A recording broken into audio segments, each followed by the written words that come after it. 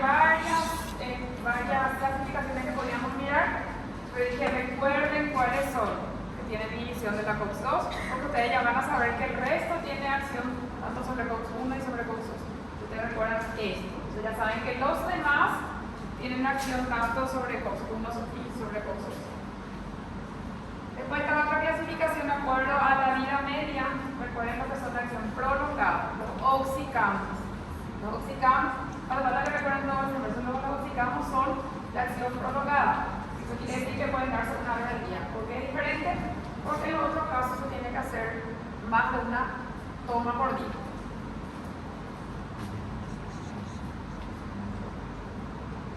En cuanto a las acciones, eso lo habíamos especificado así cuando vimos las acciones de los AINES. La acción SB por inhibición de COX-2 es la acción antiagregante.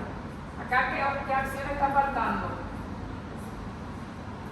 Tenemos acción antiagregante, acción antiinflamatoria, analgésica, antipirética. ¿Qué acción está faltando? Eran 5.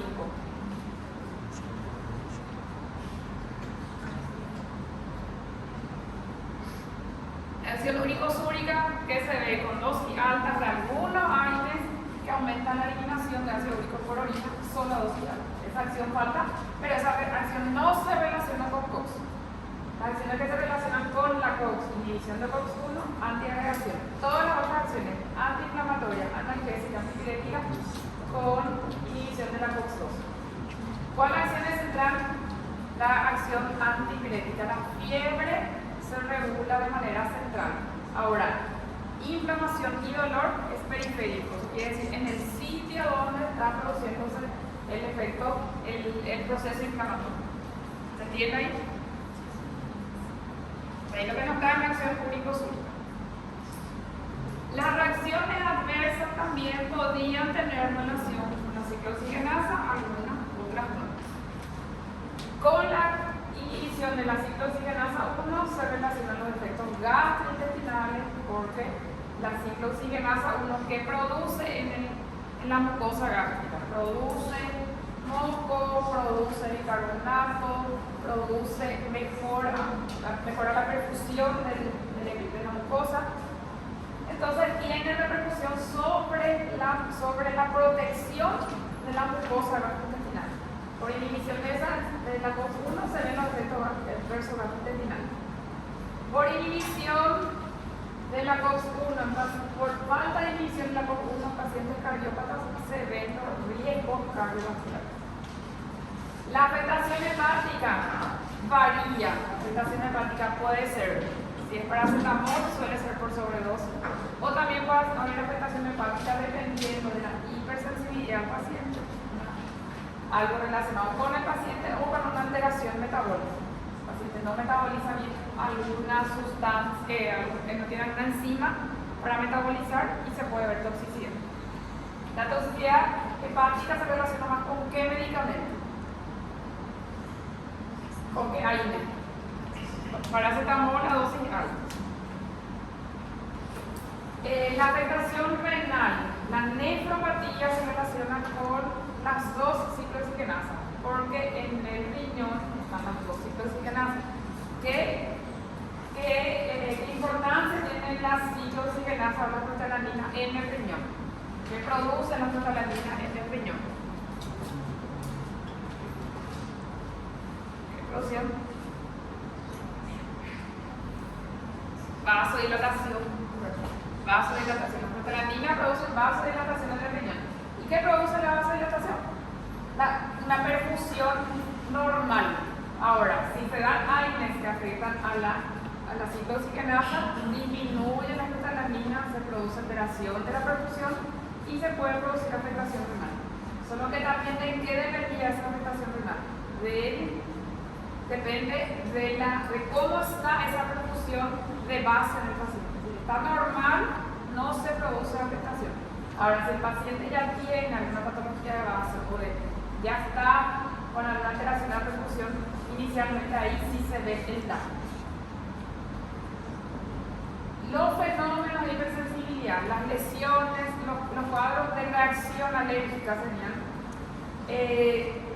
no se relacionan con la ciclooxigenasa, eso se relaciona con el fármaco y también con paciente. Las reacciones agudas, ¿de qué tipo eran?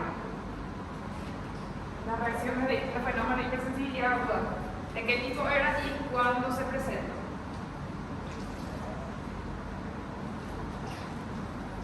Vamos a dividir así de esta manera, que en menos,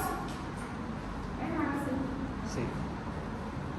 de izquierda a derecha, y eso es de mayor de 24 horas y menor de 24 horas. Entonces, aguda menos 24 horas.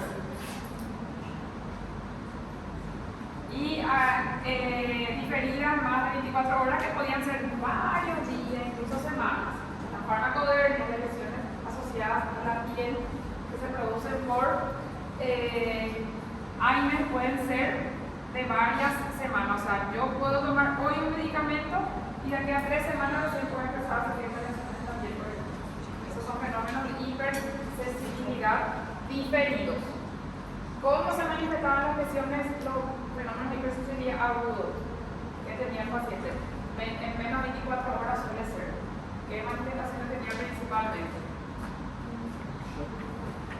Puede ser shock, asociado principalmente, las manifestaciones que suele tener están asociadas principalmente a la liberación de histamina, porque suele tener vasodilatación, puede tener la cara roja, puede tener broncoespasmos, entonces son lesiones, el angioedema también, lesiones que se asocian principalmente a liberación de histamina, lo que se ve. No necesariamente un shock anafiláctico, pero se puede ver y se ve más rápido. Entre las lesiones de piel, las lesiones que son agudas son las urticarias. O sea, el paciente puede recibir un AINE y enseguida tener presiones de tipo urticaria.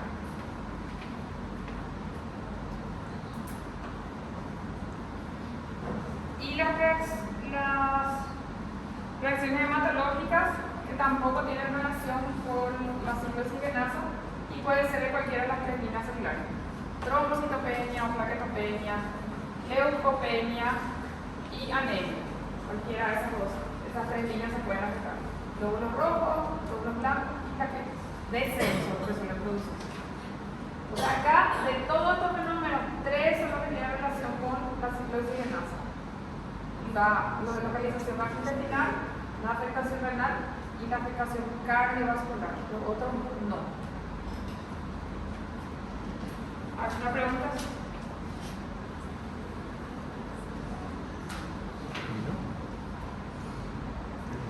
Estos son los efectos que producen las prostaglandinas. Las prostaglandinas ayudan a que se formen mocos que se traen la mucosa, aumentan el bicarbonato. Eso, las prostaglandinas. Ahora, si le doy inhibidor de la ciclooxigenasa, disminuye eso. Acuérdense que por cualquier vía, si el medicamento es gastrolesivo, por cualquier vía. Si el medicamento le voy a dar por vía oral y es gastrolesivo, va a tener efectos sobre la mucosa. Si yo le hago por vía endovenosa, va a tener efectos sobre la mucosa. Si yo le hago por vía intramuscular, va a tener efectos, porque ahí el efecto, lo importante es el efecto de inhibición. No importa la vía, sino que el mecanismo que tiene el medicamento.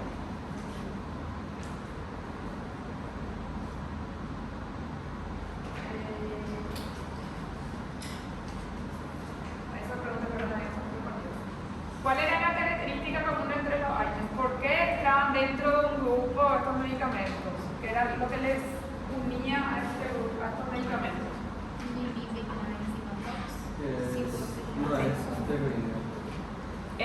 No son anticoagulantes y es la acción inhibidora de la ciclooxigenasa. ¿Qué inhiben los AINES? La ciclooxigenasa. ¿Qué fármacos actúan sobre leucotrienos y prostanoides? Steroids.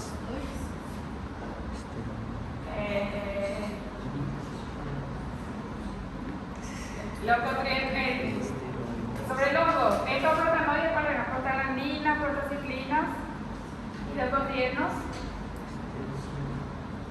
¿Y qué medicamento tienen efecto? O sea, los AINES sobre cuál pueden tener efecto. ¿Sobre los dos? ¿O no? Prostanoides. ¿Cuáles van a actuar? El otro grupo que vimos, esos sí pueden tener efecto. Los corticoides sí pueden tener efecto sobre los dos. Los COX solo tienen efecto sobre los AINES solo sobre este. Y los corticoides sobre los dos. La vasodilatación, ¿con qué está relacionado? ¿Con cuál de las sustancias? Prostanoides. Sí, prostanoides. La vasodilatación se relaciona con qué dijimos, con qué sustancia. Prostaglandinas. Vasoconstricción, tromboxano. Agregación plaquetaria, también tromboxano. El efecto terapéutico de los AINES se produce por inhibición de qué enzima. Eso estaba también en una de las diapositivas. El efecto terapéutico por inhibición de cuál enzima y el efecto adverso por inhibición de cuál enzima. El terapéutico por inhibición de cuál? Inhibición de ciclooxigenasa 2. El efecto adverso generalmente por inhibición de ciclooxigenasa 1. ¿Por qué eso? Porque ¿cuál es la enzima que participa en el proceso inflamatorio? Principalmente esto. Entonces, si yo inhibo esto, ahí tengo el efecto terapéutico. ¿Cuál es la enzima que es constitutiva, que forma parte de algunos órganos, de algunos tejidos y tiene un factor protector? La 1, sí. Entonces, si yo bloqueo esto, ahí se suelen ver los efectos adversos. Y si yo bloqueo la ciclooxigenasa, ahí se suelen ver los efectos terapéuticos. Ahí con eso se suelen ver los efectos terapéuticos. Podemos dizer que a alteração da hormona clássica, nos efeitos adversos, também pode ser causada pelos grupos? También van a producir. Por eso es uno de los factores de riesgo que estaba para efectos adversos gastrointestinales, hablaba de que asociación justamente AINES con corticoides aumenta más el riesgo. El que toma corticoides por mucho tiempo tiene que tomar un protector gástrico también, así como el que toma AINES, si es gastrolesivo por mucho tiempo, tiene que tomar también protector gástrico para disminuir el riesgo de complicaciones. La agregación plaquetaria, eso no fue un poquito complicado. La ventaja de los COX-2, ¿para qué nosotros usamos los COX-2? ¿En qué pacientes? ¿En qué pacientes nosotros indicamos inhibidores de la COX-2? Recuerda que había, yo te diría, en un caso, para pacientes con riesgo cardiovascular, ¿qué se hace? ¿Se indica o no? Sí. No. COX-2, no. Para pacientes con riesgo cardiovascular no se indica COX-2. Para pacientes con riesgo gastrointestinal se indica COX-2. Riesgo cardiovascular no dar COX-2, riesgo gastrointestinal dar COX-2. Estas acciones, ahí ya vimos también la acción, dijimos, la acción antipirética es central y las acciones analgésicas y antiinflamatorias son locales. ¿Eso qué quiere decir? Que la fiebre, cuando yo tomo un AINES, ¿cómo se controla la fiebre? Es a nivel central, por inhibición de las prostaglandinas del sistema nervioso central. Cuando yo tomo un AINES, ¿cómo se controla el dolor y la inflamación? Con la acción en el local, en el lugar donde duele. La acción glicosúrica es la que no está relacionada con la ciclooxigenasa y se ve porque se bloquea un canal que reabsorbe el ácido úrico, entonces se elimina por orina. La indometacina, ¿qué acción tenía en la gota? ¿Para qué se utilizaba? La indometacina se usa mucho en la gota, pero ¿tiene acción uricosúrica o antiinflamatoria? Antiinflamatoria. Ahora uricosúrica. Antiinflamatoria.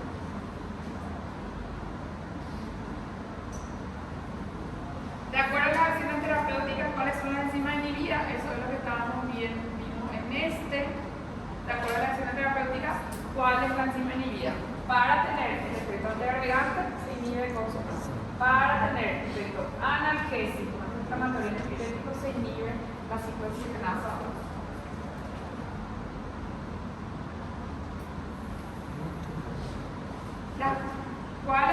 vías de administración que pueden producir efectos adversos gastrointestinales. Cualquier vía. Si el AINE es gas lesivo, cualquier vía le va a producir efectos adversos gastrointestinales. ¿Se entiende por qué, verdad? No importa la vía, sino que la acción que tenga el medicamento. Los COX-2 en qué caso se deben administrar en pacientes con riesgo gastrointestinal. En cada caso no deben administrarse en pacientes con riesgo cardiovascular. Los fenómenos de hipersensibilidad relacionados a lesiones en piel, ¿de qué tipo de presentación son? ¿Y qué pusimos? Piel, generalmente difería, dependiendo de qué tipo de lesión de piel es aguda, la urticaria. Ahora, el eritema fijo, esos síndromes de eso de descamación, esas cosas son todos diferidos. La urticaria es que suele ser aguda, por el resto es todo diferido. ¿Y qué manifestaciones más son agudas? Las manifestaciones de vasodilatación, broncoespasmo.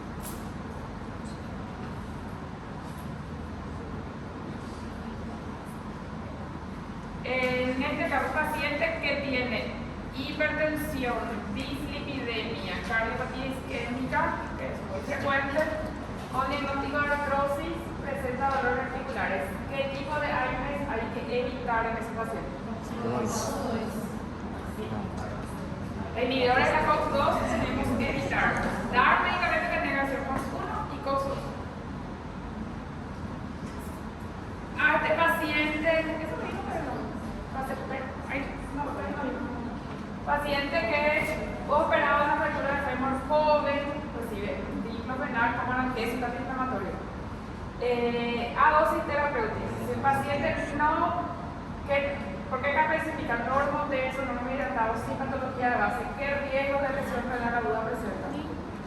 No tiene riesgo. Si está en esas condiciones, así un paciente que está deshidratado, hipotenso, hipovolémico, anémico, sí. La lesión renal aguda se relaciona mucho con esto, con cómo está la perfusión renal. Si está normal, él no tiene riesgo.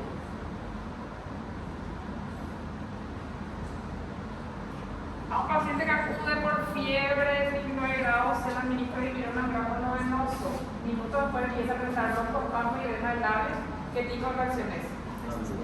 La reacción aguda. ¿Cuáles son el otro tipo de reacción que es diferida? Esto que se presenta entre las 24 horas es agudo, lo que se presenta después de 24 horas es diferido. Esto es agudo. Faltaba la parte de los AINES de la segunda parte, eran para recordar los usos de cada grupo. ¿Cuáles son los dos AINES que no son antiinflamatorios? No tienen acción antiinflamatoria. Paracetamol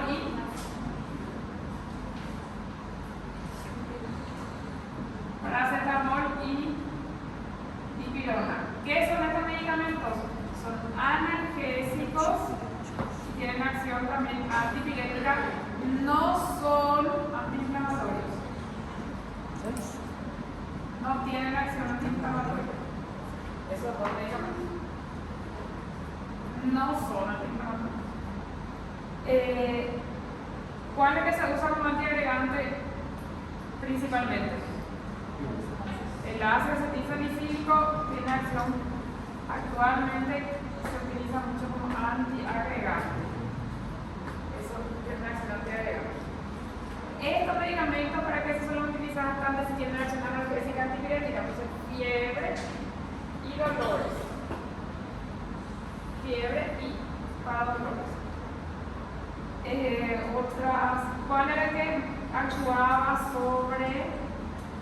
podía tener acción sobre la fosfolipasa?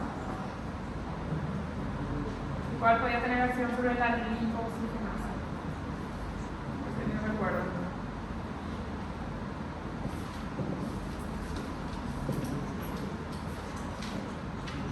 Porque tiene acción sobre el cobre y pero el cuerpo había no podía tener efecto sobre el fosfolipasa y otro sobre la lipoxigenasa.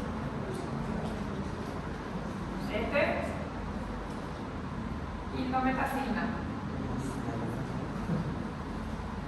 Y este, el ketoprofeno. Después los otros, ¿cuál es el grupo que se puede dar administración una vez al día? Se puede administrar una vez al día. Só no mesmo dia. Oxicamo. Los oxicamos. Eran los que tenían vida media prolongada. Y los cuales podríamos utilizar para patologías crónicas. ¿Qué grupos? Para patologías reumatológicas, ¿cuáles grupos podemos utilizar?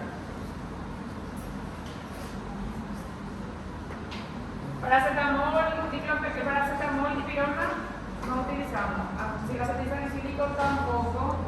Y los grupos, el grupo de ibuprofeno, ¿sí o no? El grupo de diclofenac, excepto ¿cuál? El grupo de los oxicamos, los coxis. Estos todos se pueden usar para cuadros crónicos. Ibuprofeno, todos se derivan a naproxeno, ketoprofeno, diclofenac, excepto ¿cuál? ¿Cuál es el grupo de diclofenac que se puede usar? Los oxicamos, los coxis, se pueden usar para cuadros crónicos. Ketorolac, parece que no se puede tomar por mucho, no se puede consumir por mucho. Está acordando a lo que decía ahí.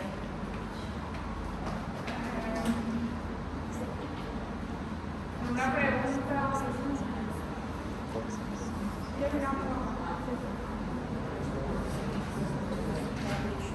Vamos ver lá. Beleza.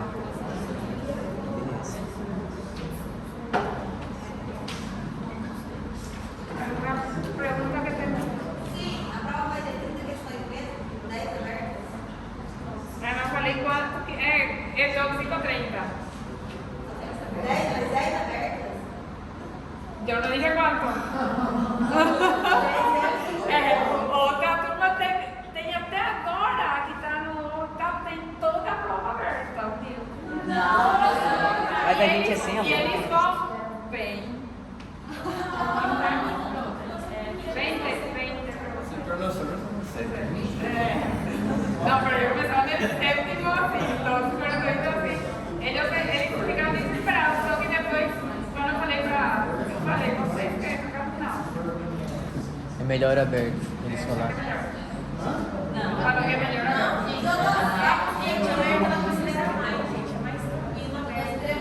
Yo no hago, realmente yo no hago todo abierto, porque para corregir para mí es difícil.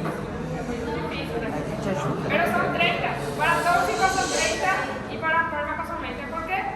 Para que haya más margen de, pueden equivocarse más cosas. Siempre, si es que es número impar, o sea que si son 13 preguntas que aciertan, eso es 7 puntos, ¿verdad?